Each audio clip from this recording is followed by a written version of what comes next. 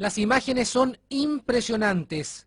Así como esta, otras 1.500 aves muertas, específicamente fardelas negras, que se encuentran como una especie vulnerable a nivel mundial, amanecieron en 10 kilómetros de la costa de Copquecura entre los sectores de Mela y Colmollao. Las causas son desconocidas, pero la organización ciudadana Salvemos Copquecura ya anunció acciones contra quienes resulten responsables de esta situación. Las autoridades, en tanto, coinciden en que se trata de un fenómeno que desgraciadamente se ha registrado en ocasiones anteriores, como el año pasado en Dichato.